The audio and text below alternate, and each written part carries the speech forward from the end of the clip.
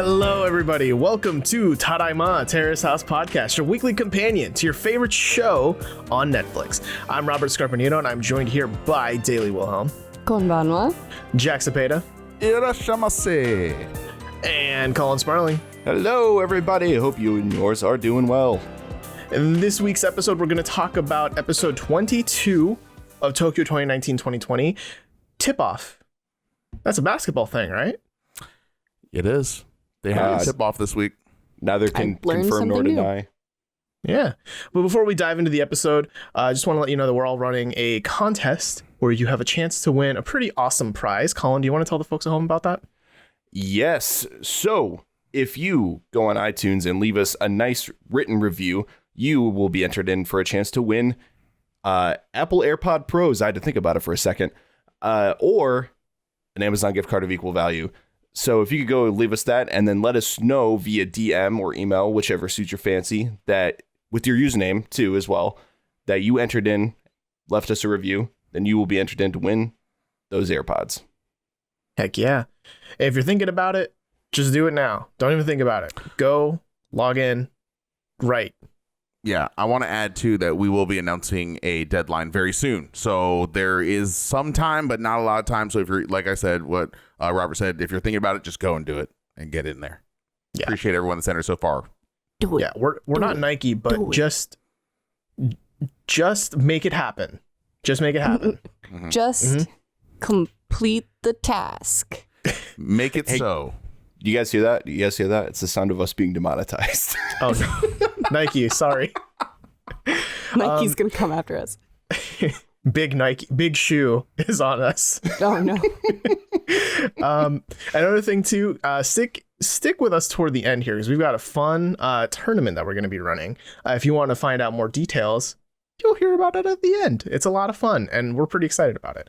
But let's dive in to episode 22, Tip-Off. We open up, of course, with the panel as always. They recap the last episode, and they have the sentiment of it's so nice to see the girls band together to root for one of the girls trying to get a guy. You know, they're rooting for Hana. That ends up being false in this episode, as we find out. But it was nice while it lasted. Last week, you know, for a whole episode. Yeah, just one whole episode.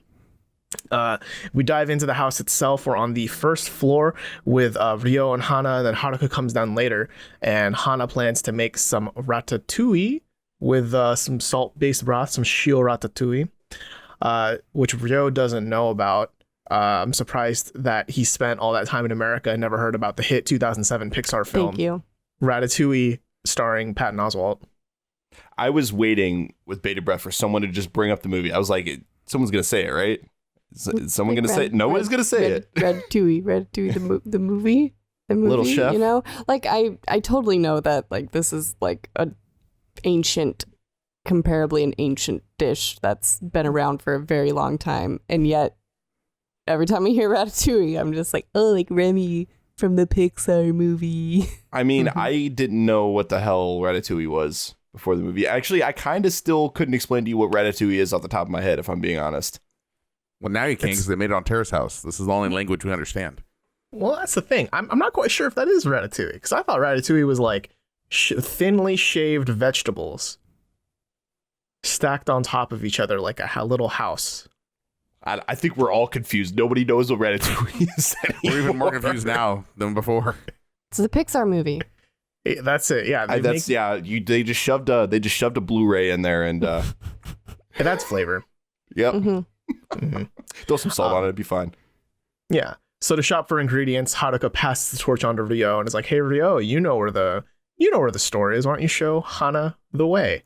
So Haruka really teed up Hana there. It was nice to see because it's like such a shift in strategy as we know of Haruka. Usually she's butting in and getting in the way. Now she's enabling this. So I guess somewhere along the lines, Haruka didn't ever really have interest in Ryo, or if she did, it was very quickly fading. You know, because clearly if she was she's the only girl not in him in this house.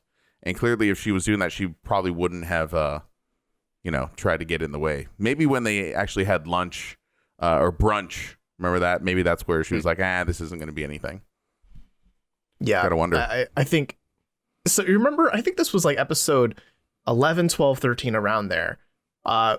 Jack, I think you made the joke about how that episode was the Kenny make good edit for that episode, where it made Kenny look really good before he left.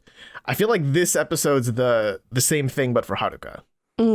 I was actually about to throw that out there and say that if you didn't, Robert. Yeah, because we see an actual quite a bit of, I don't know if it represents her arc or the end of her arc. She actually made progress as a person in the house. I mean, a lot of this episode is spent saying like, hey, look, Haruka's changed, which is a little jarring. I think is your pronunciation of her name going to change anytime while she's here? Yeah.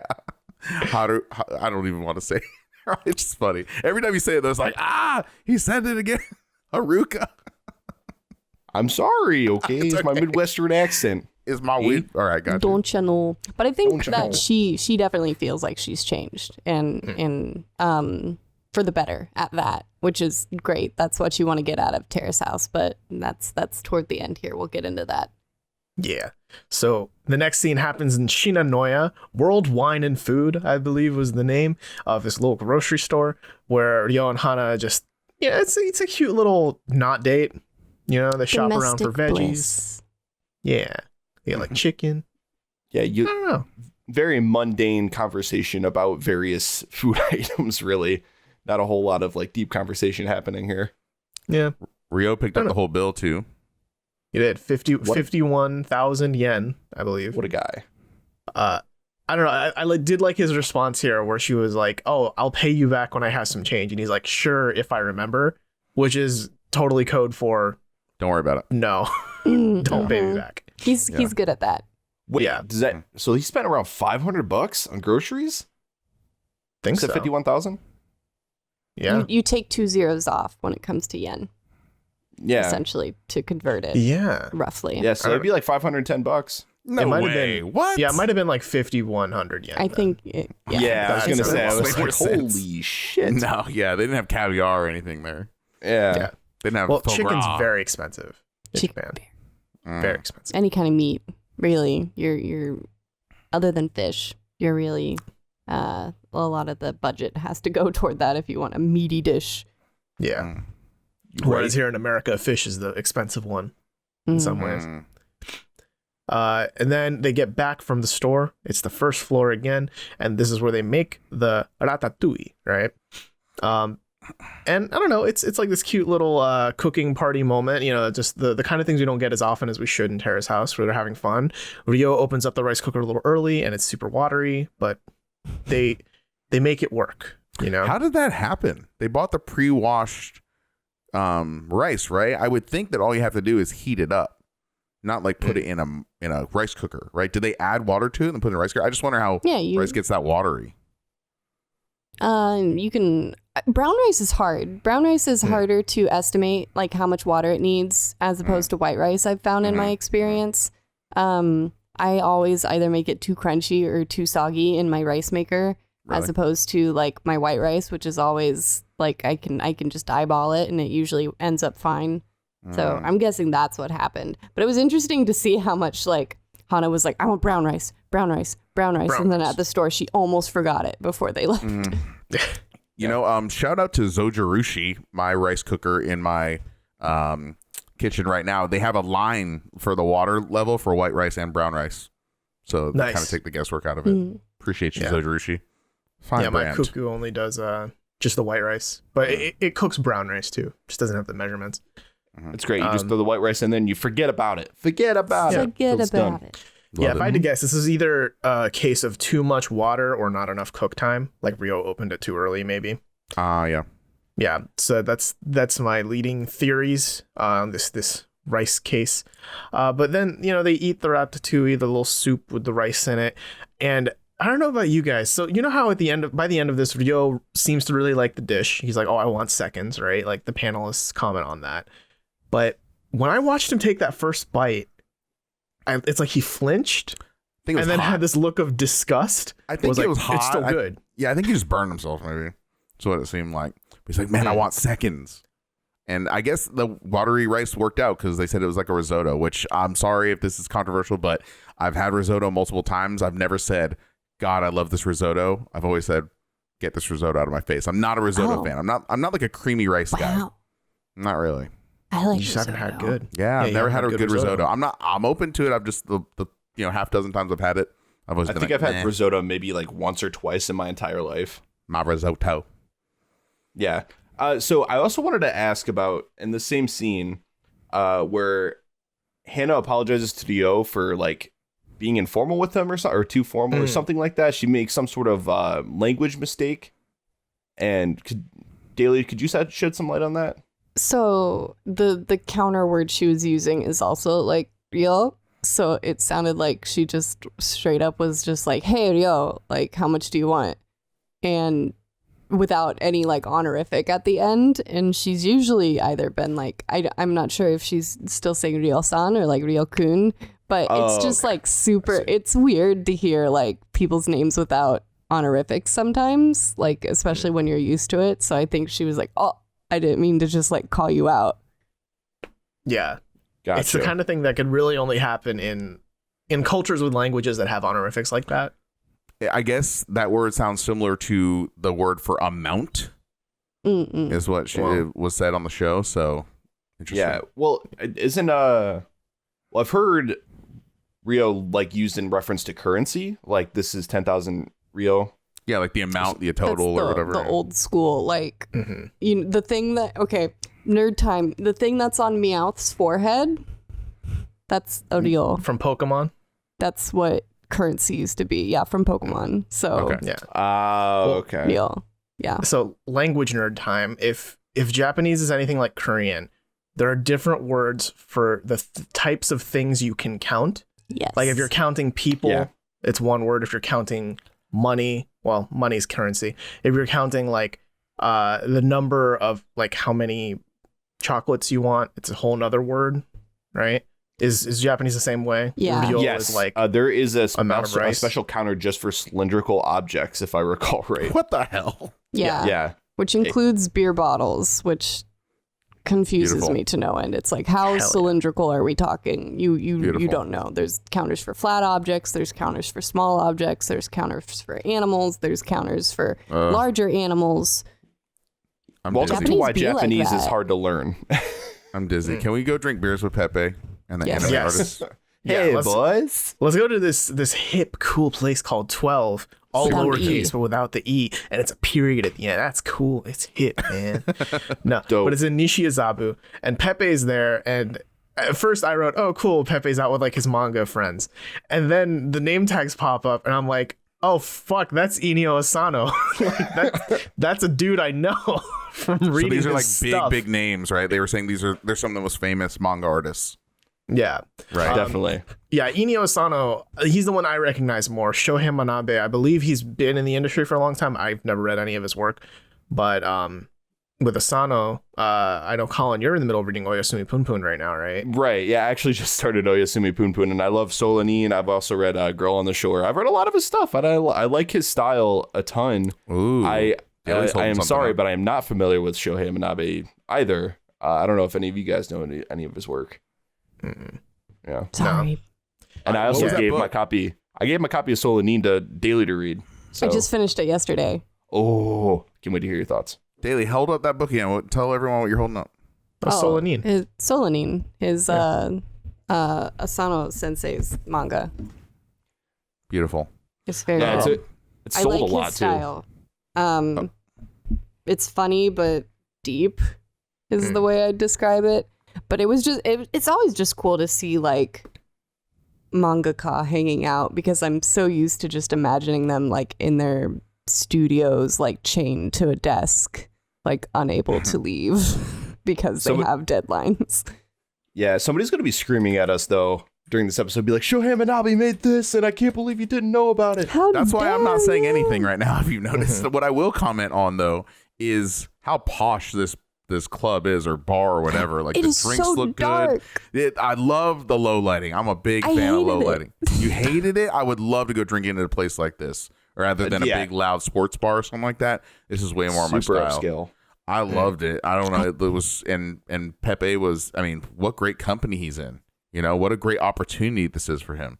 I thought going into their conversation, more importantly, what they had some really good points and advice for Peppe when they were saying, people know you. Man, this really hit home with me. They said, people know you outside of your work. They know you from Terrace House. They know you from modeling. They already have preconceived notions of who you are before they ever read your manga. And so though it might be good at getting people to read maybe your first one, your skills as a manga artist are really going to be tested to keep their attention. And the reason why that rung so true to me was because we brought it up in passing like a couple weeks back. But someone was kind enough to post his first manga in our Discord, and it was translated, so I got to read it. And sad to say, I like Peppe. I really do. There's nothing about him I don't like, but I don't like his manga. I wouldn't read it regularly, you know? So it's like, it was so real when they were saying that to me. Like, yeah, I'm one of those. I'm one of the ones that read it just because I don't read manga regularly, you know, admittedly, but I read it because it was Pepe's, but I'm not going to stick. I'm definitely going to bounce off it. So that's going to be a challenge for him. And I'm glad at least that they tell him that at this early phase because it is relevant. Yeah, I think you commonly find that with a lot of people who are in the limelight. Like, I mean, Tina Fey and Amy Poehler, they have books. I've never read them, nor do I have any interest in it, but I love their work in sitcoms. You know, I think it's just like sometimes the medium doesn't transfer, you know, like the same feeling you get from the thing you've known them the most in. Mm-hmm. Yeah. It was... Oh, go ahead. No, I was just going to say, like, but you'd have to think, though, being on the show is at least going to help him out a little bit with how many people actually do read his stuff. You got to cast a wide net. I agree with that totally. You know, you got to get your name out there, but it is going to be a challenge because other manga artists, it seems like, got famous from their manga. So that's part of their brand, where I think for the foreseeable future, Peppe is going to be, it's going to be like inextricable, right? To separate him from Terrace House and from his modeling. That's where people kind of know him as. So they might not take him seriously as a manga artist, unfortunately, for that reason. I was surprised to see that like his editor actually had like a mock-up of like what the premiere issue of the magazine that he's going to be serialized is in. And it straight up said, like, it used the Terrace House logo. It was like, oh, the mangaka is in Terrace House. And it's like, I'm wondering if that's more, like, is that a good thing for his career as a mangaka? Or is that going to ultimately be a detriment in that he's just pinned as the niche? Like, oh, he's the guy that was in Terrace House. Yeah, it's kind of like... It's kind of like when a band, right? Like, say, like the singer breaks away from the band to do like a solo thing, and he goes on tour, and it says, "Insert guy's name here from a band, this big band that my favorite knows. band." Yeah, this bigger band, and everyone's like, "Okay, who the fuck is that?" Because maybe they don't have like themselves established enough, really, outside of the band to really have much of a career. Yeah, I mean those kind of examples are one in a million, right? Like Sting. Right. He was successful beyond his band, but that's not the case with everyone. I think with this, I hope it's a Lauren Tsai situation where her exposure from Terrace House ends up, I mean, that got her on like full-fledged TV. I mean, it was FX, but I mean, that's still TV, right? And I believe she's working on like a Netflix sitcom or movie or something with Amy Poehler. Yep. Dang girl. So yeah, I mean, that opened a lot of doors for her. And I hope it's similar for Peppe, where his time on Terrace House doesn't just render him that as, oh, that Terrace House mangaka, but as cool, he's that guy. Let's give him some opportunities. Let's let him show off his stuff. Yeah, and at least he also has modeling fall back on. Right now, he said that's what's paying the rent, you know? So, but it is his dream, and now is his make it or break it moment, as Haruka put it, you know, to make it as a manga artist. So he's putting his whole ass into it, right? He's sacrificing so much for his manga. So I hope that he succeeds. But again, like, at least he does have that luxury of falling back on modeling. Now, it was cool for us in the scene to see his reaction when he first saw the cover, right? And he's like, oh, when I see it in stores, I'm going to cry, definitely. And then some of the other manga artists were like, yeah, when I saw mine for the first time, I bought multiple copies, which of course you would. I remember when I had my first big high profile interview published in a college newspaper and they printed it out, physical copies. I was like, oh, these are free. I'm just going to take like 5 of these or so just to save it. It was really cool to see like a big article you work on with full color images and stuff. So I've been there too. It's a really neat feeling. And a few of us on the show have had that too. But the one guy said, listen, that's going to fade away pretty quickly under the pressure of deadlines. And it's like, that's true. So enjoy it when you can, while you can. Yeah. Like I've only read one of Asano's works. He's the one who brought Peppe down like immediately. And I've only read Girl on the Shore, which admittedly I didn't like that much. But it gave me this vibe of like, okay, Asano really likes the shitty, sad, dark, broken part of humanity and just likes to put that on display. That's the vibe I got from him. Mm-hmm. And this scene totally nailed that because, you know, Peppe's like, yeah, I can't wait to get my manga. And then he's like, yeah, that's cool, man. That motivation's going to fade. You're going to fucking hate it, man. It's deadlines. And then they later talk about like, oh, his time in Terrace House. Like, oh, you found someone, you know, do you like them? Do you think they like you back? And Pepe's like, I don't know, as I find it hard to read Japanese people sometimes. And the only thing Asano says to that is, man, the best stories are the ones with heartbreak, huh? It's like, dude, what the fuck, man? They're really taking him down. They're really taking him down a peg, aren't they? They're like, they're not really encouraging him at all, but it's kind of true too that it makes for good stories. Gosh. And it's interesting too, because in Asano's works, he was never like the shonen manga where it's like chapter after chapter, week after week after week. He was more so like he's done a lot of graphic novels, like one and done, and just put that out there. So that's probably going to be a little bit different from Pepe's, where he is putting out chapter by chapter in a serialized magazine. Mm-hmm. Mm-hmm. Yeah, I don't know. I mean, I still think it was just cool. We saw real mangaka on the show. Definitely. Are you saying that Pepe's not a real mangaka? I know, that's so rough, guys. Dude, one chapter in there, like compare him to Inio Asano. That's a name people know. That's true. That's true. I am very curious as to where exactly his story goes, because from the first chapter, I'm like, it's mostly the art style that's putting me off. And I know that a lot of people are into that art style, though, because it is heavily inspired from, you'll have to forgive me for forgetting the other artist's name, but from that person that made a very popular manga, which I can also not. Ping Pong? Yeah.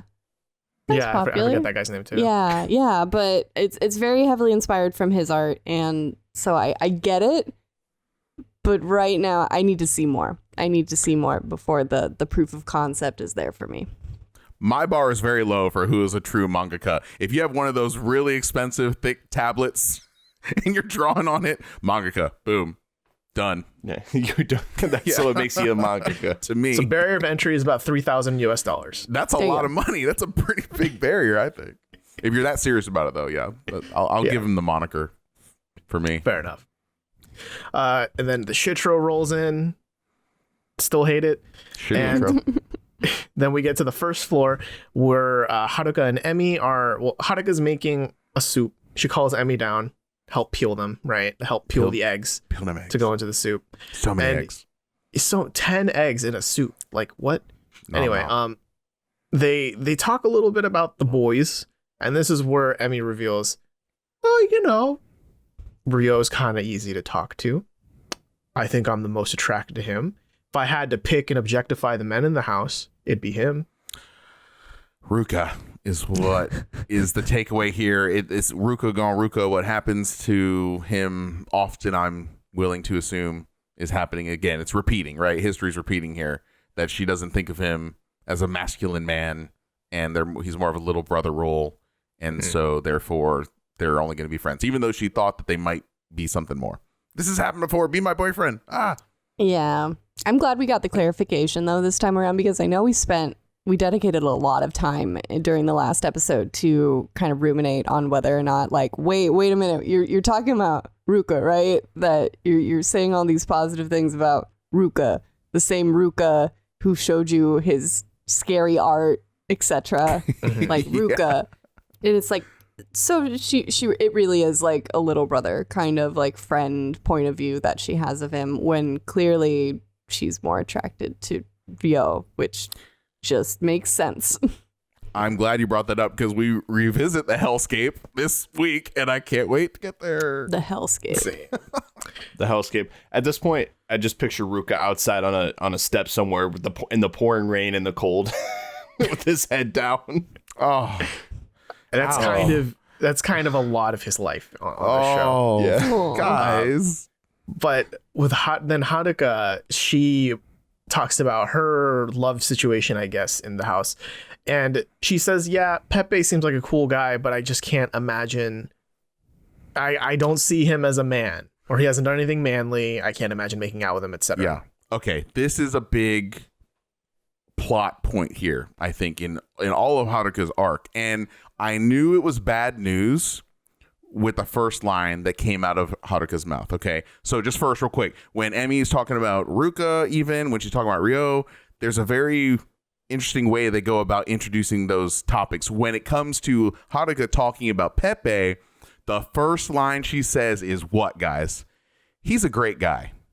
He's a great guy. That is Great guy. not, I'm sorry, but guys, if that's the first line that comes out of a girl's mouth when she's talking about you to other girls, not a great sign. Even though she said you're a great guy, that is definitely not, at least for romance. It's not, What? it just wouldn't go, it wasn't going in a good direction. It's not going in a good direction. What's the ideal There's line, no then? ideal. It's just like, it's just not a good sign. I mean, when they put some thought behind it. So I think an ideal would be where they take a minute, ponder it, and then come out with something more along the lines of what Emika was saying when she's talking about Ryo. But when someone goes, he's a great guy, that's for romance. That would, to me already was like, oh, she don't like him. She don't like him. Yeah, well, because it's usually because he's a great guy is followed up with but or kedo in this case. Right. It's Yeah. fine to say someone's a great guy. It's just what I mean is when it comes out so quickly out of Haruka's mouth as the first line. I mean, she's already made, to me, it signifies she's already made the decision that he's not going to be a romantic prospect. And she has good reasons to justify it, too. It's kind of tragic because they really get along and he likes her a lot. And her reasons for not wanting to get involved with him are kind of like she thinks he has his best interest in mind because he's so busy with his work and so head down with it. So it's kind of tragic. Yeah, I don't want to say I told you so, but like I think I called it from the beginning. I was like, I don't know how he's going to function as like a social Terrace House member and also do the mangaka like weekly serialization thing because that's just work. You don't have time for a social life. Right. He's going to hire assistants, but that can only do so much. Yeah, he's not emotionally available. You know, is the main more or less problem here. Because it's not his time for that. It's his time for his career. And damn it, he came to Terrace House for his career. And it's such a shame, too, because they do go well together, right? We see that in this scene where Peppe comes home and all three of them eat dinner together, right? They have that oden that Haruka's been making. And there's just this cute interaction where Peppe tries to pick something up with the chopsticks and fails, does it again, fails again. Do you want a fork, motherfucker? Do you want a fucking fork, you damn foreigner? Like, Oh my God. Yeah, that was the exact translation. That was, we gaijin. saw that in the subtitles and everything. Yeah. And you know, it was just this cute little back and forth. Like, no, I got this. It It's was like, so okay, but condescending. when Yeah, she he's like, I'm just gonna stab it. Don't worry. yeah, he does the whole like Yikes. two prong stabbing motion. Like, I'm gonna stab my food and eat the dakimasu. And to Yama's point too, that's not the way she would act to somebody she's romantically interested in. She wouldn't do So that. You know, she's she like- wouldn't she wouldn't do that to Kenny. She didn't do it to Kenny. She's like already got the Totally. disconnect there Yeah, now that before- she said it aloud. Yeah, but well, I think even before she had the conversation with Emika, that's why it came out so fast. He's a great guy because she's already kind of put him in that box, unfortunately, for him. Yeah. My theory.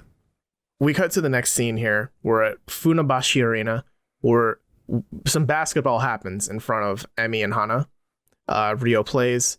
I don't know. It was cool. It was basketball. He does a 3-pointer. You are so downplaying this. This was fucking awesome. This is He does a- crazy. he I don't is like a sports, layoff. but I was like, whoa. He is really good. He's a point guard. He's kind of like calling the shots on the field. He's kind of the general of his team. Yeah, he's captain. Also, who knew he was such a big star? I when he said that, oh, I have a lot of work to do before I get the Olympics, I kind of was like, oh, maybe he's not that big a deal. After watching this, though, he's absolutely a leader. He's a star. He's got pictures of himself, like multiple pictures on a T-shirt. He has his own merch. He's on the posters. He's like the face to the team. He really is, you know? So I think he's got, just from at least watching this one episode, I think he has a pretty good shot at getting to the Olympics here because he's better than he let on to be. Yeah, and he was like just racing down the court, throwing threes, fucking doing layups, like just fast breaks, dude. He's good. He was getting after it, even though they ended up losing, which is a damn shame. But 71, he had a positive attitude about it, though. What, Robert? It was 76-71. Yeah, they lost to the Kawasaki Brave Thunders. Fairly close, but I mean, wow. Like, talk about also that has got to be just sinking the hook on the love strings of both those girls watching him. I mean, wow. They were both kind of falling in love there, and they're both just gushing and talking about, oh, he's so cool, he's so hot. Like, it's just only making both of them like him even more. I mean, wow.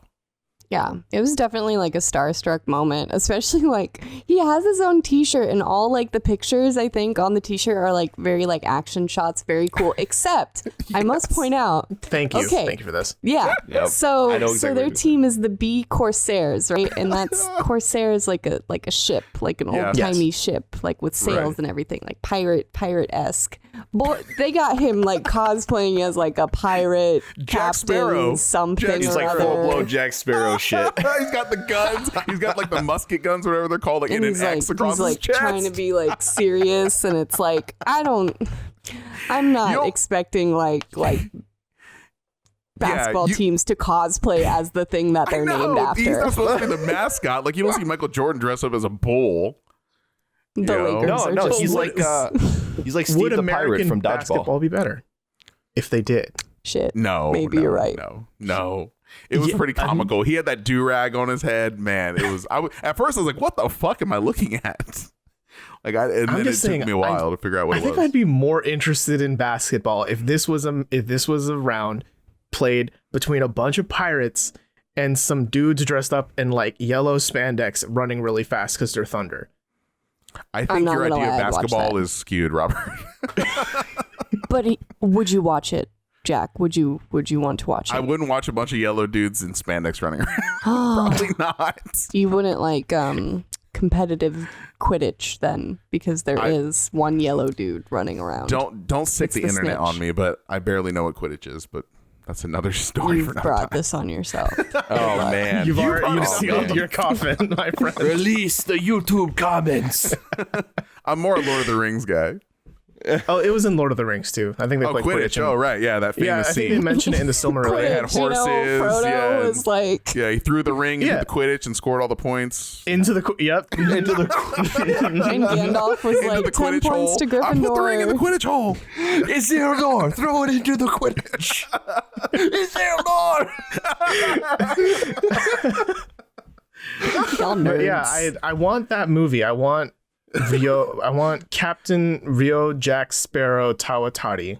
I want that as a movie. What if he put on that outfit and took selfies with Hana in her wrestling outfit, her cyber goth? Oh yeah, like what if he comes downstairs, she comes downstairs like, here's my outfit, and he's like, oh, let me go get mine, and everyone's like, let me go get mine. They let me keep it after the photo shoot. Guys, Hana and Ryo become such good friends that Ryo ends up in a wrestling match with Hana, dressed as a pirate. I'm here. That'd for be it. the perfect interference. Could you imagine? You see Ryo like coming down, and he's got his arms up, and he jumps in, and he's got flintlock pistols on his. To go back to the game real quick, Emika is like, I'll take plenty of pictures, and then Hana's like, make sure you use the strongest zoom. Like, oh my gosh. They are smitten. They are smitten. And I think that this is fair to assume, too, this is like the top league in Japan. I mean, this ain't no amateur game. This is like, they had a huge crowd, very good production values. Like, this is a big deal. And I like his chances to get in the Olympics better after watching this. Yeah. You know, and in terms of production, I am curious how much of that footage was filmed by the Terrace House crew members and how much of it was maybe just filmed just like as that's just part of what they do. Yeah, some of it look like broadcast. broadcasts. Some of those angles for sure. Yeah. Cool. I don't know. That'd be kind of cool to find out. But yeah, I mean, long story short here, Ryo is definitely very good at his basketball thing. I know I'm not good enough to understand how good he is, but I know he's good. Basketball project. I know he's good. I just can't explain to you why he's good. Because the ball went in the hole. That's all we need to know. It went into the Quidditch. Not enough. That's what they call it in basketball. Not enough, though, because they lost. He caught the snitch. Mm-hmm. Is there a snitch in basketball? Do they get stitches? Yes. Mm-hmm. Okay, anyway. Robert Jack beat me to it. So we go to the next scene. It's the first floor. Everyone's there except Ryo, and they're all talking about how cool Ryo's game was. It was. Emmy shows off her shirt, Yo. and the one with all of Ryo's beautiful faces on it. His signature And on it. she tells everyone about this text conversation she had with Ryo about, oh, I'm just gonna wear your shirt every day until you get back from camp. Dude. And it's like that's the first jab right there. That's the brag heard around the world. And we also, I think she already stated that she's worried she's texting him too much online. Remember that first sticker he sent, the famous one with the baseball hitting that bear in the face. Mm-hmm. But they are very active in speaking with each other. I mean, it is hard to deny there is a strong attraction here that's only become stronger after this game. And she's wearing his shirt every day. He's not there. As a dude, how do you not think, oh, I could totally date her whenever I want? I think he is totally thinking it, because then his reply, wasn't it like, oh, like, I'll treat you to dinner? Because he was like, wait, did I give you a shirt? And it's like, no, I bought it with my own money. And he's like, oh, no, then I need to like treat you to dinner or something like that, right? I'm sorry, but how are they not later. smashing right now? They are smashing right now. Oh, yeah. They are. Mentally. There's some mentally smash. They're bumping ugly. Yes. Yeah. They're already to the point where they need to spice it up in the bedroom. They do some pirate cosplay, and he needs to find the booty. Yeah, I mean, I think we Treat me can like almost a pirate and show me that booty. You ever hear that song? I'm very disappointed. Hana, I think we can already definitively say that Hana has already pretty much missed her window. You think? Like, nah, you think? I think, man, her window is getting real small real quick. Like, they haven't gone on a date yet. I give them one date. That's fair. You're right, but it's things ain't looking good for her with Ryo. Give him a counter date. Yeah, if she can't even look him in the eyes, like, she's gonna have to step up, right? She's gonna have to step up in a big way, because though I don't think she's beat to the punch yet, she is way behind, right? Emika's got a big head start on her. Yeah. Definitely. That's the only thing I really see like working against Hana at this point. I think she and Emika are on like decently even playing fields when it comes to like being friends/girlfriends with Ryo, but it's just that she can't handle herself, that she gets so shy, because otherwise I think they would have great conversations about athleticism and their different jobs, the same way that, you know, Ryo and Emika have had interesting conversations about baseball and stuff. It comes down to experience. Emika is very experienced in relationships, very experienced dating older men. Let's not forget, you know, she's got a sensuality, as we keep saying, with the hip hop moment, which is proving again to have absolutely been a pivotal scene for the season so far. That hip hop is a moment. Well, but on the other side of the spectrum here, Hana, very inexperienced, incredibly inexperienced. You know, it seems like almost Ruka levels of inexperience, where she just thinks two people talking together for more than 5 minutes means they're dating. So it's like, it's going to be rough. But man, what a damn shame it would be. My last point here, Robert. My damn shame it would be if we had this beautiful scene last week where the girls are bonding, they're buying loungewear, pajamas, etc. They're all getting along, and then they let a dude get in between the chemistry, and maybe they get into some kind of petty fight. I don't know what happens, but I can see the slow car wreck here, you know, in slow motion here. But what a damn shame that would be.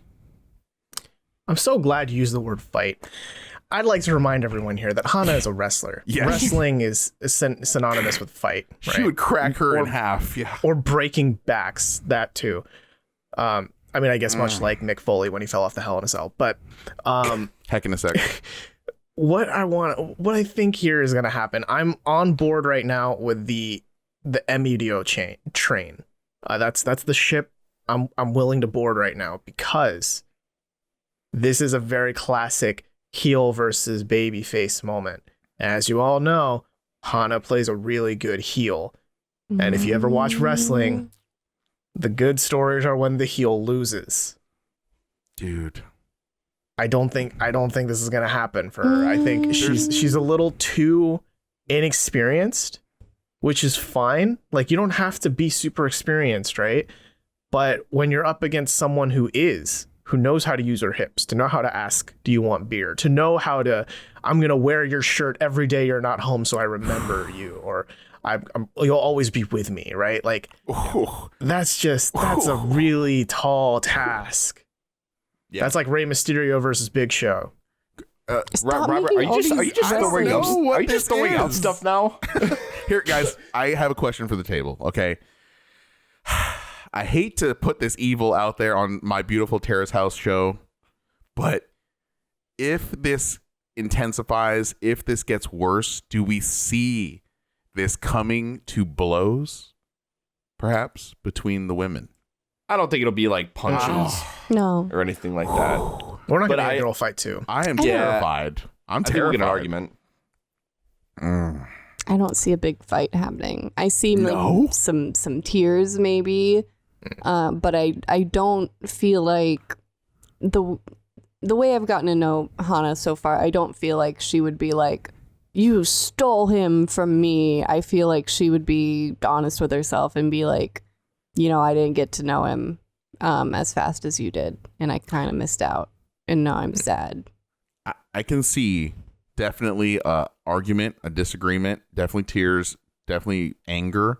I can see some shouting, but we'll see. I don't know. I've just got bad vibes about where this is going, because Emika's throwing those jabs right at the table, like, oh, this is our phone conversation. Oh, I'm going to wear this every day. Like, oh, he's taking me out to dinner. It's just like, keep poking the lion, man. Oh, gosh. Yeah, I think the way the scene progresses, right, where we're in, like, it cuts to the evening now, where it's Haruka, Hana, and Peppe just chilling at the table. Pepe's, of course, slaving away, again illustrating he's too busy to hang out with Haruka, right? But he's still there. But Haruka and Hana talk, and Haruka tries to throw this idea of like, hey, let's go check out his spring training. Like, we can just drop in and say hi. Mm-hmm. And Hana's just not really taking it. Like, she's a little too... Like, she's obviously very envious, right, of the way Emmy was bragging about the text conversation. Mm-hmm. But I think that right there is a window into how Hana's going to deal with this, in that she isn't. I don't think she's going to throw hands or even talk to Emmy about this. I think this is just going to be her bottling it up, getting it all out in the ring, and just moving on with her life. Feel bad whoever's got that match with her. Yeah. Ooh, yeah. Hopefully no illegal punches. Man, we'll see. I hope I'm wrong. I don't have a good feeling about where this is going, I guess. Yeah, same. So then after this scene, we cut to the panel, where I think, they have a lot of similar thoughts that we do here about the whole Emmy versus Hana situation. But something that I think Yama points out that I kind of want to gauge you guys' opinion on is he thinks Haruka often gets to a point where she's too maternal with the guys she's interested in, that she can't date them. I don't know. I felt skeptical about it, but like, Colin, did you have a thought? Yeah. So after seeing Haruka's stint with all the boys she's talked to, gone on dates with throughout this show so far, like, she definitely, like, she goes out with these guys and then she eventually hits a wall. Or at least pretty quickly, where she just can't break through it. I don't know if it's like, she just never comes across as like really flirtatious or anything like that, right? It never seems to, like, even though she may like this guy, it never seems to go on into dating territory rather than just like talking as friends. You know what I'm saying? So I think maybe maternal is the word for it. Like, maybe just the way she treats them comes across that way, but it just doesn't come across as like, hey, I'm talking to you with an intention to date you.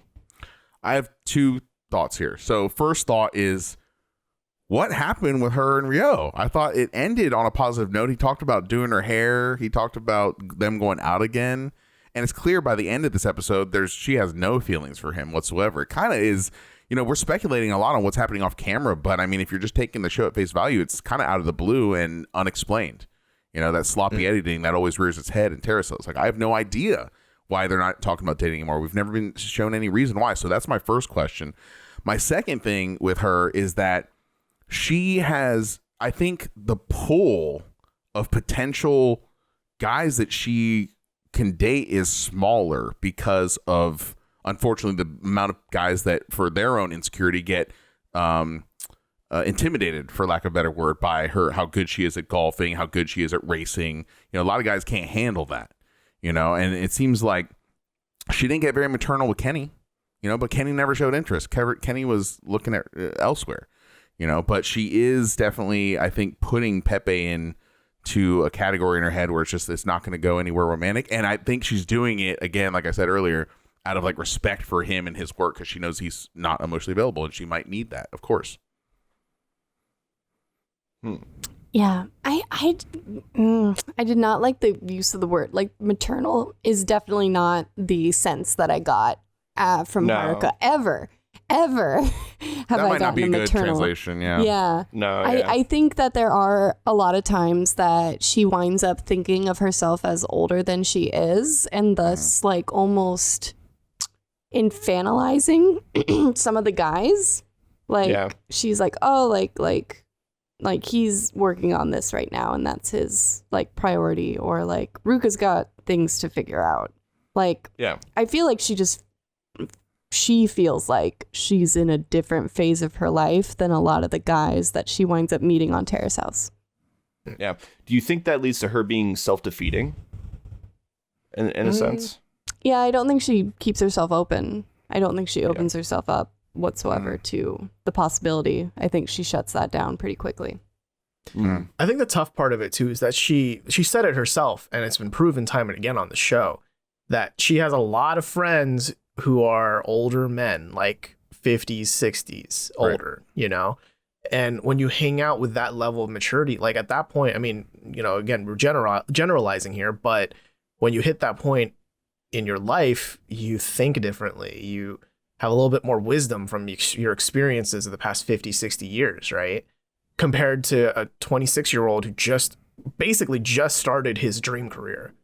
You know, when you compare those 2 points in life, it's kind of easy to infantilize someone because it's like, oh, compared to all my friends who already own their restaurants or own their garage or whatever, right? Like, they're not as accomplished.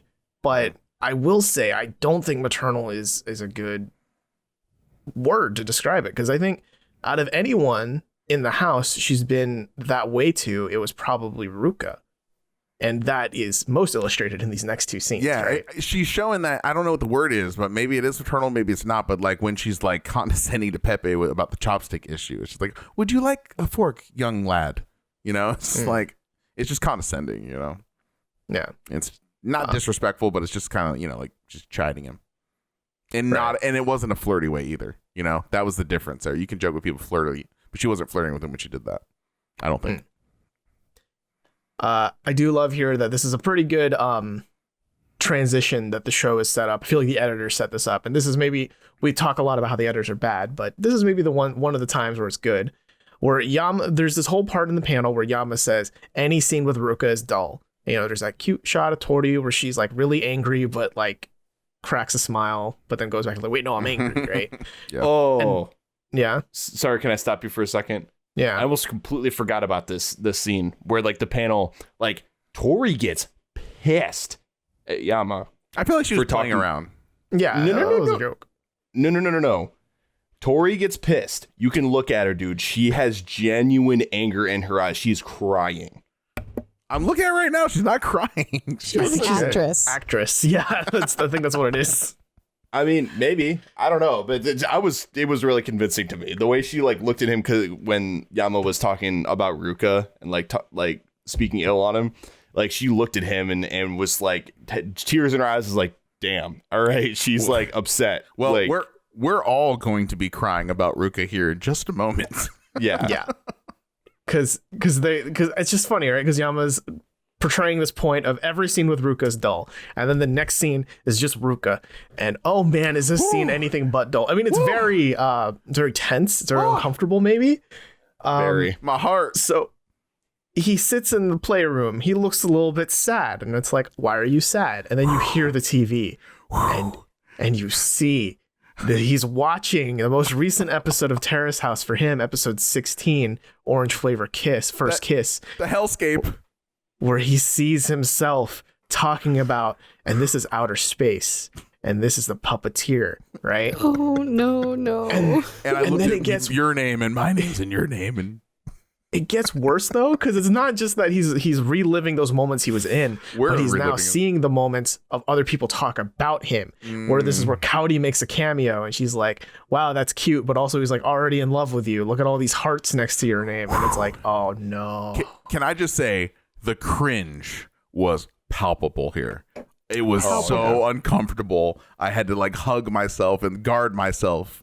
I was like, this is so brutal to watch, because he can tell for the first time he's stepping outside of himself and seeing himself in third person on the show, how people react, and he doesn't like it either, which is at least a good sign, right? Yes. Yeah, It would be- he's it would be way more disturbing if he was like sitting there with his arms crossed, like, that's right. These people don't understand my heart. Yeah. You know, if he was agreeing with You just everything, don't that get would it. be, that would be very disturbing. But he can tell here that he made a oof. Yeah, this is, gosh, one of the very few times where I'm like, oh no, Ruka. I felt like, and this might have needed to happen, but at the same time, in the moment, I was just like, oh no, like, his innocence just kind of died a little bit. Like, but I'm glad that he took it in stride, and he's like, I didn't like what I saw at all. And I'm like, at the same time, I'm super happy to hear that, because that means he is making progress as a person, It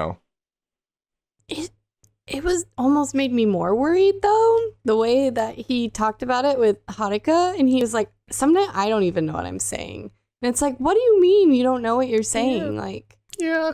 does he just like start bluffing in the moment, and he's like, oh, this is a shitty drawing, but like I'm gonna pretend that it's deep? Like, is that what's happening? Because I think we've always taken him at face value that he like genuinely believes these things, but maybe he's trying to seem cool? Question mark. Yeah. Nice. So Haruka here, we're talking about maternal. She definitely got maternal here. She definitely was encouraging him, but like supporting him, like being like, yeah, you have a lot to learn. You're growing in this house. We're in this together. It was a tender moment, I thought, between the two of them with this talk. So I liked it. Advice. Yeah, and I thought, she was there to help him and guide him too. But also, she knows how silly he's been and his antics. But I don't know. I feel better about Ruka after that conversation. I'm not more worried about him, Daily, because this stands in such stark contrast to where Yudai was, and like we're always going to compare him to Yudai, and Yudai's like the dark, bad side of the coin. If you make all the wrong decisions and take away all the wrong lessons, Ruka here at least, is part of why I'm we're all disliking him less, is because he's taking a good approach to what he's learning about himself in his time on the show. Yeah, it's like this is his redemption arc. He's finally learning, right? I mean, he has been slowly learning, but this was like a really big step. I do agree with Daly though, in that I am worried about that line where he's like, I don't even know what I'm saying sometimes. I mean, he's like immature. He's 20. Yeah, but I mean, I've been there.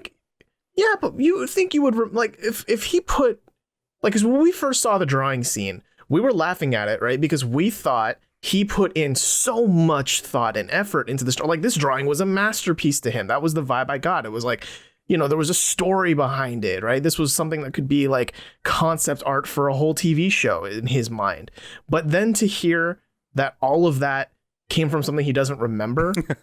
Well, he just doesn't even know where he was going. Thing. Yeah, he was nervous, I think, because he's talking to a girl. I think a lot of it was about trying to impress Emika, honestly. Yeah. And I can put myself in his shoes. I remember what it's like to be 20, young, dumb, just don't know anything, but you feel like you know everything at the time. And if you put up, footage or a recording of me doing or saying something when I'm 20, and I watch it now, I'm sure I'd be like, what the fuck was I thinking? That is so dumb. I could see myself there. So I'm not that worried about him. I'm more encouraged that hopefully he's going to grow. It's going to be a process. It's going to be a long process. Make no mistakes. But I root him on. I cheer him on. And I guess he did get that gig at the Marvel bar.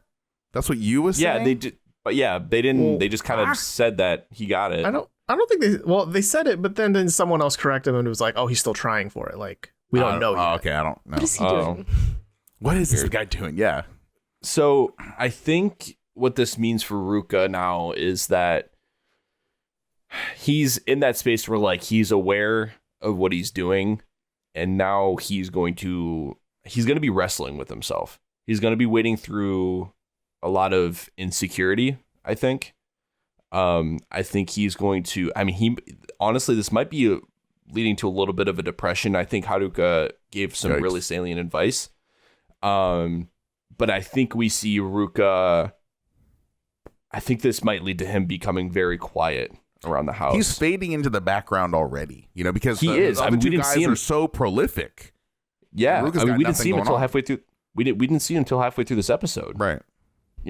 And he is kind of fading into the background because I think he is just kind of quietly trying to learn and just build himself up as a person. And I think this is like shattering for him, but at the same time, the way he picks up the pieces is going to determine where he goes in life, I think, from this. Mm-hmm.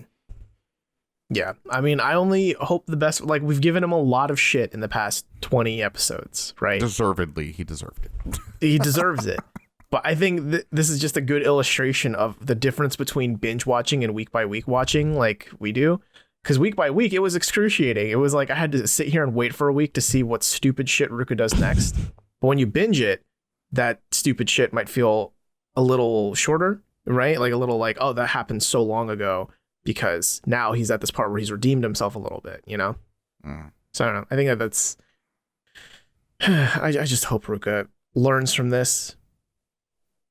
Yeah, I'm rooting for him now. Like, I really am. I'm rooting for him. He is, and he will learn, I think. Yeah, I have positive prospects for him. Yeah, he has a willingness to learn. That's the important thing. Mm-hmm. Yeah. Good for him. What I like in this scene, too, is that we see Haruka, when she's being maternal, she isn't just saying, like, oh, yeah, you, Ruka, you alone are the only person in the house learning things, like, because you're stupid and young. It's like, no, that's not what she says. What she says is, yes, you may be a little more behind than some of us, but we're all still learning stuff too. Everyone is still figuring out life. Like, you can be 80 years old and still not have figured out life, right? Because that's just the way life is. I just like that she took that approach instead of making him feel like the worst one.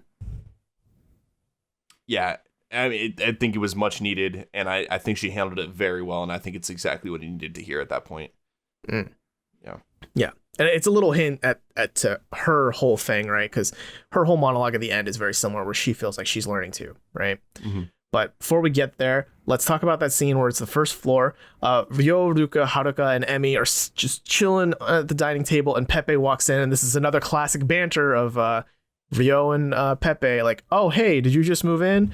Oh, are you a basketball player? Oh, no, I'm just here for tonight. I heard that an Italian was making pasta tonight. And I was like, it's cute. I'm liking their banter. It's very bro-y. Peppe makes some pasta, and he teaches, this is funny, right? Because he teaches Haruka at the kitchen, like, oh, this is what sofrito is. This is like the important part of pasta. But then it's juxtaposed with at the living room or the dining room table, where Ryo and Emi are like playing with Pepe's glasses. Ryo's like taking a picture of her. He takes like 20 pictures of her.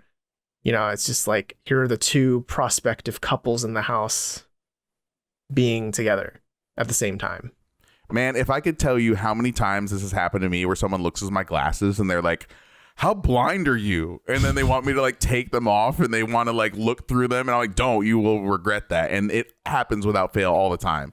So this is happening to Peppe here. You're so fucking blind, bro. Do you know? And I'm like, yes, I fucking know. I'm probably legally blind without my glasses. Like, when I get my hair cut, I'm so blind that I don't even give the barber my glasses to hold like they usually do. Like, I want to hold them in my hand because heaven forbid an emergency happen, I need to put my glasses right away or I won't know what the hell's going on. You know what I mean? Won't even be able to find who would have the door. thought that Who would have thought that if somebody without a prescription puts on your prescription and they can't see out of them? That's like it's such a dumb observation. When people are like, you're so blind. You know, Jack, I love that you prepare for your barber appointments as if like the world could die at any moment. I've got to be ready. But for me, I treat it like I'm going to put my glasses on the counter and it's going to be a surprise. I'm going to not know what my hair is doing for the next 30 minutes. And then when I put my glasses on, it'll be like a loot box. And it is like that. It's like, all right, I got to like kind of, I can't see what they're doing. And like, they're like, how do you like it? I'm like, I don't know. Put on my glasses. Let me see the mirror. Okay. Looks pretty good, you know? So it is a loot box though. It is a roll of the dice. I always get nervous when someone new cuts my hair because Pacific Islander hair is my hair in anyways is very straight, just kind of goes straight out the sides like Mr. Potato Head almost with the Play-Doh hair.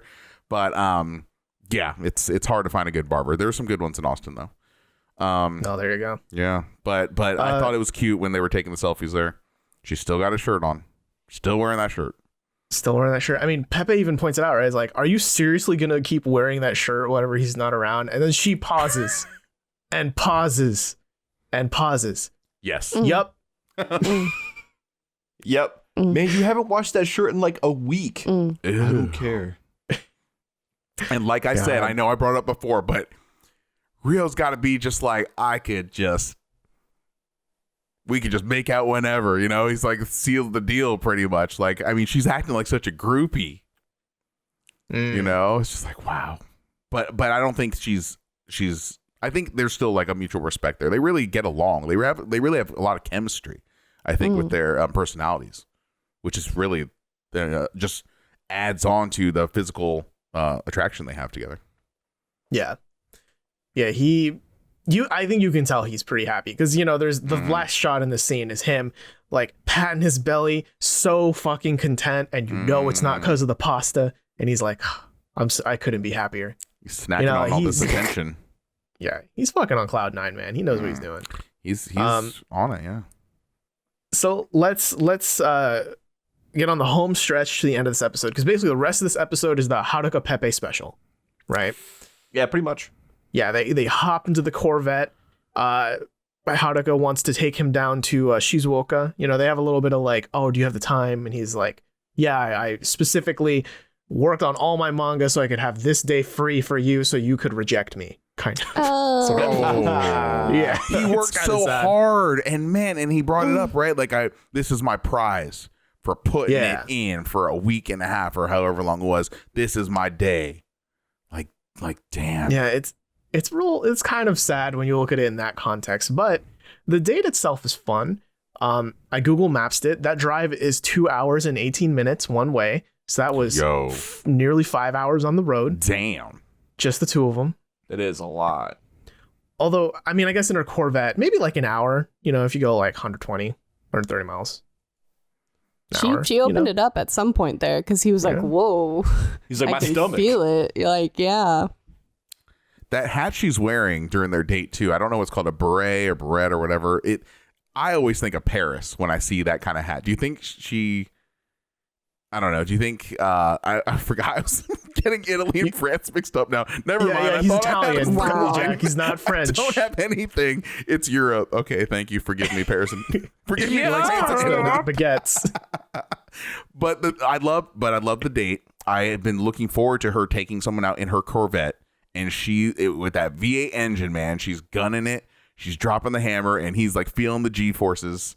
And I love his reactions in that ride. He's like V8 engine. It has a V8 engine. What? Oh my god! Those two-seater, like Ford or Dodge Challengers, Ford Mustangs, Chevy Corvettes. Those two-seater American muscle cars are the absolute perfect road trip cars.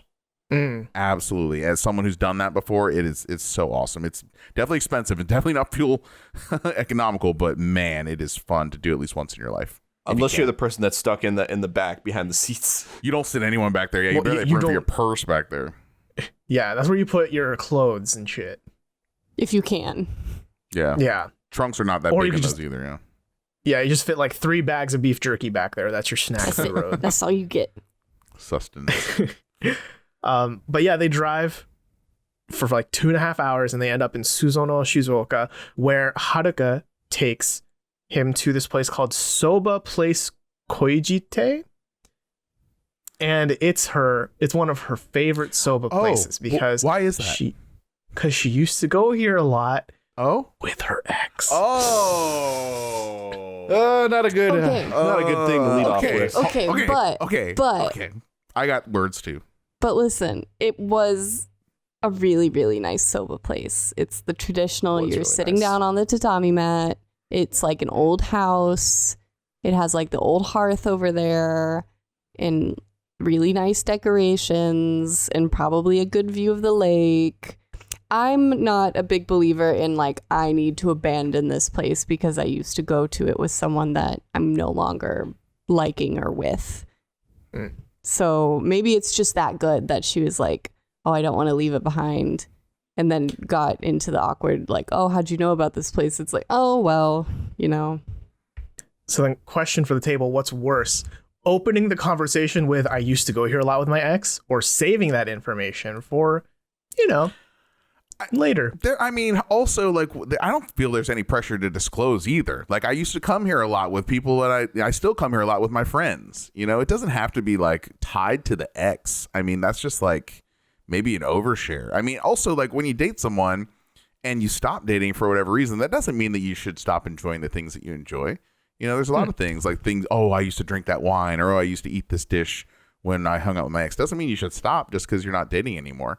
But yeah, I think the thing here is, I think as a first date, maybe don't pick somewhere that is so tied to your heart, to your ex, as this restaurant is to Haruka on a first date, right? Well, but she also tends to.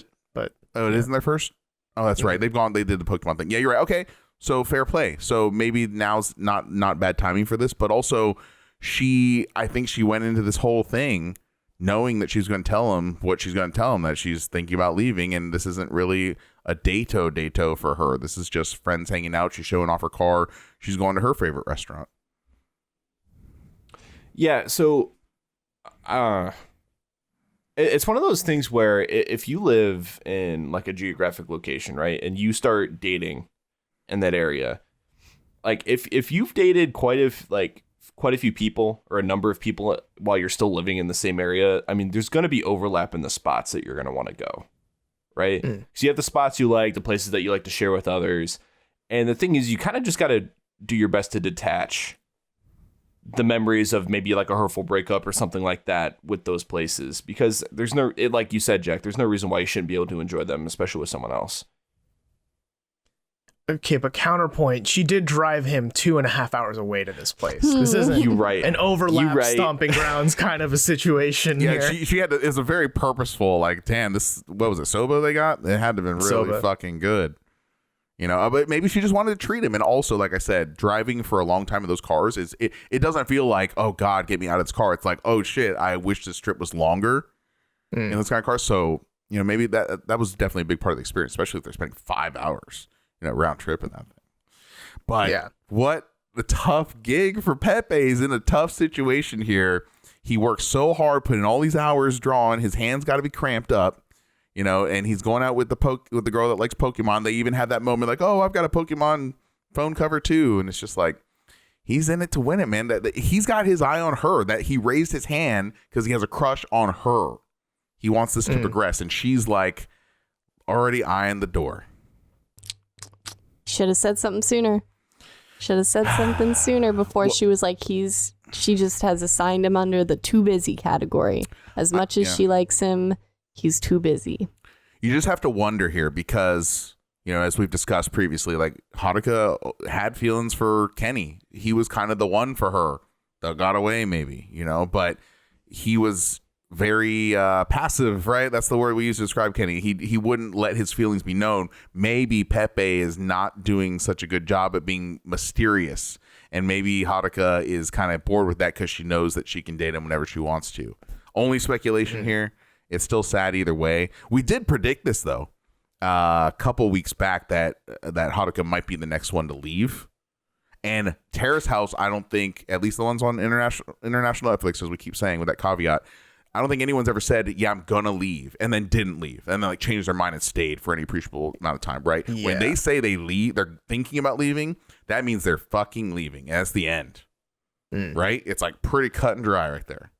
Yeah, but notice though that she, even though she's leaving, she doesn't really give a hard timeline though either. She gives like, she's like end of this month, maybe beginning of next month. Right, it was a little gray area. But but she herself said like, hey, I'm not 100% sure exactly like what day, but I think I'm leaving soon. But if I recall the timeline correctly, it's already like the 20th, I think. So it's like time is ticking down. Yeah, it's not. Yeah. Oh, Yeah, it's not super like 2 or 3 weeks at most. Yeah, she's definitely gone. She's not going to stay around for Peppe. Yeah. Something I do want to say here is this is the payoff for these 22 episodes with Haruka, right? Where she's learning, right? She's learned about herself. She's learned a lot about herself, and she's gotten into fights because she can be a little selfish sometimes, where she works only for herself.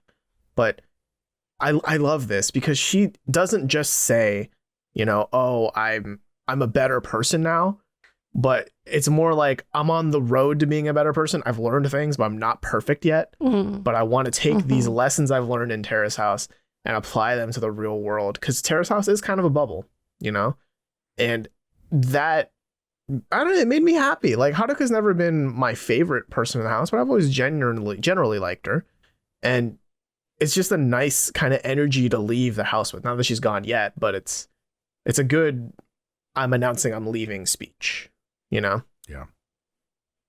Haruka. Her arc was something, man. She never worked. She worked for her. She made money for her hobbies, which is the dream. So I'm kind of jealous. Yeah. So when we finish up at the Sobo place, and then we go to the lake, and then they're walking, and you could definitely tell it's like uncomfortable. Yeah, because he wants to tell her. He wants to confess. He didn't expect to hear this news. Sense. He didn't expect to hear this. Now he's like pressured. Like, oh fuck, I better say something. Yeah, he's definitely feeling pressured, and it feels like they're kind of his jacket. Very chivalrous. Yeah, they're trying to make small talk. You're sitting, and then they sit down by the lake, and he's like, "I'll give you my jacket because I know it's cold." But then, here's the thing that I noticed though, like about this scene. I think Haruka was trying extremely, extremely hard not to look at the camera, because I think the camera was kind of in her face in this scene.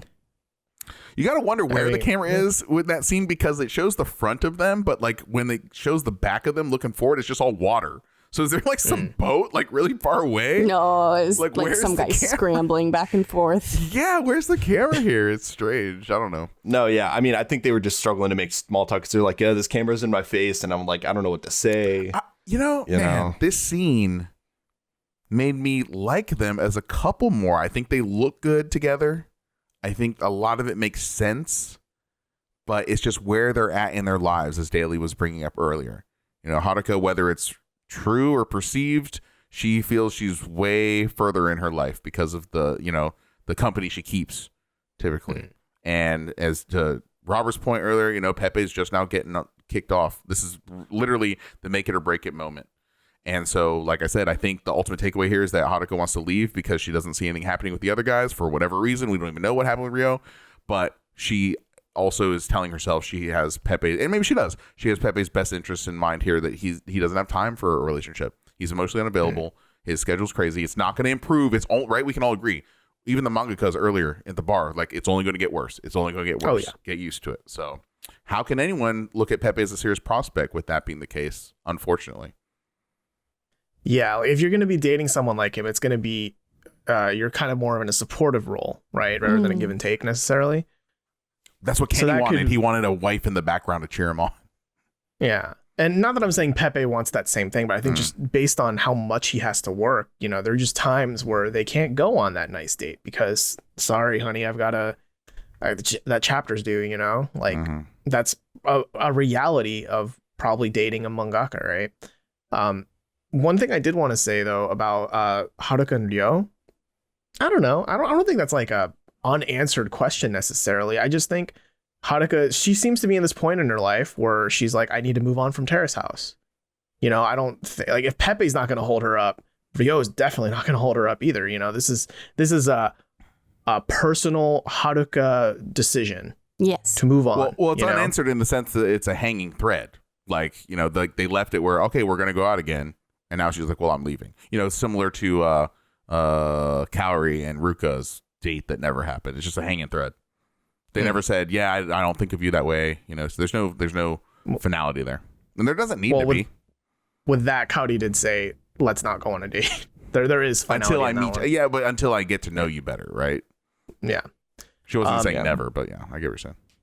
Right. But nonetheless, this scene ends with Peppe saying, I'm honestly shocked, but before you leave, I want to take you out on a nice, very posh, very Italian cocktail bar date where we dress up to the nines and sip on Aperol and other Italian liquors.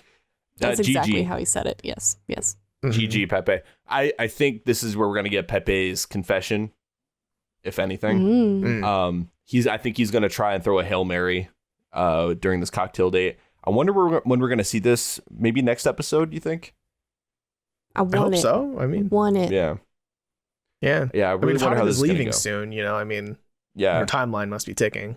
So my prediction is I think we're going to see the end of next episode, and there might be this cocktail date. I don't know. We'll have to see. I mean, I think we'll definitely see it next episode. For sure. We'll see it before the end of part 2. Absolutely. Oh, yeah. Or maybe that's episode 24, the episode that we keep hearing about. We're not getting spoiled on it, though, so don't spoil us. Yeah, do not spoil. I will say, guys, when we started watching this part, I would not have bet money on Ruka being the last of the original 6 in the house. Absolutely not. Absolutely. He's got nothing else going on. He has nothing to do. That's what Yama keeps saying. He's like, he loves it's so quaint when Ruka says, "Oh, I think I'm free." Like, bitch, you work fucking 3-4 hour shifts a week. Of course you're free. What else is going on?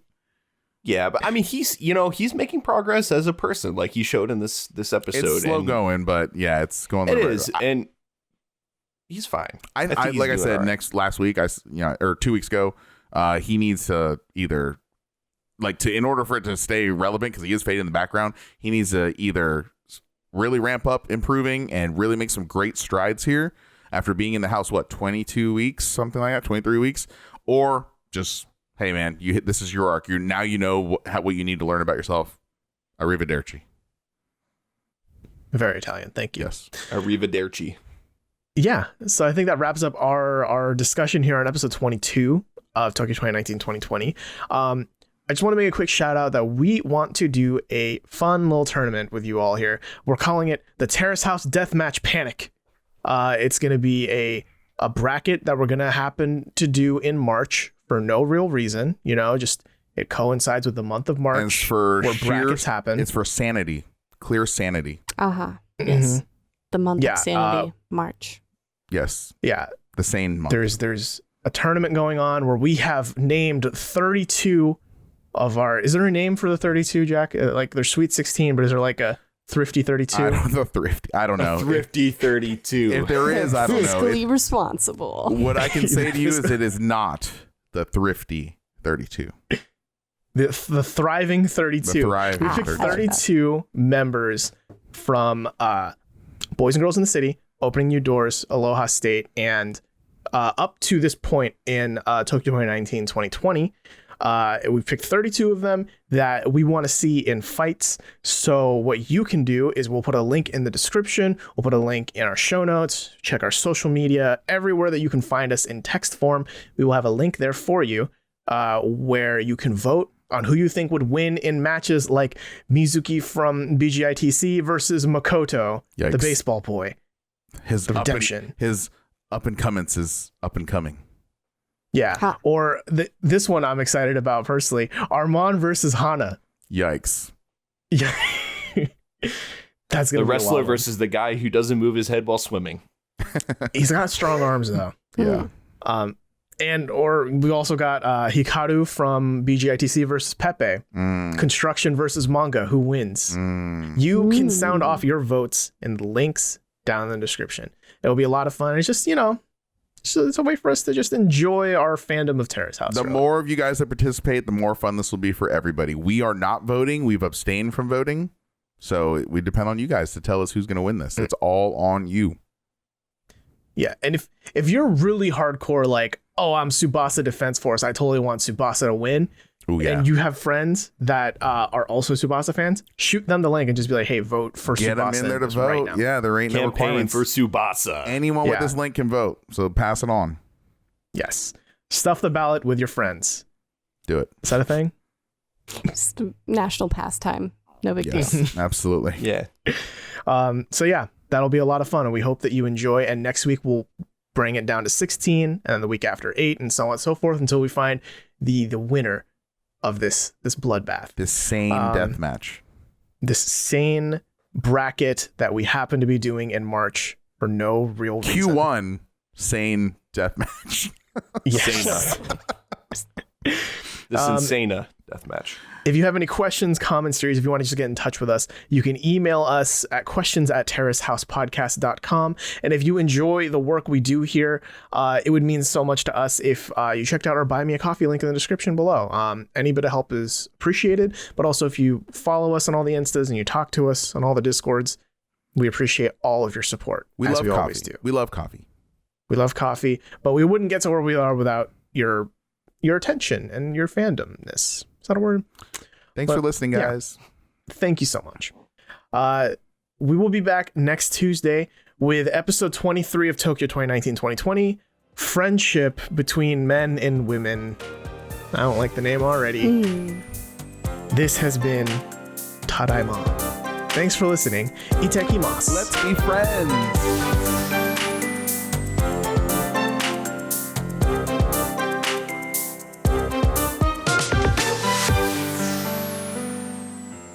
If you enjoy our show, please like, comment, and subscribe, and ding that bell to receive notifications when we publish new content. Follow us on social media and check out our brand new Discord server, linked in the description below. See you there.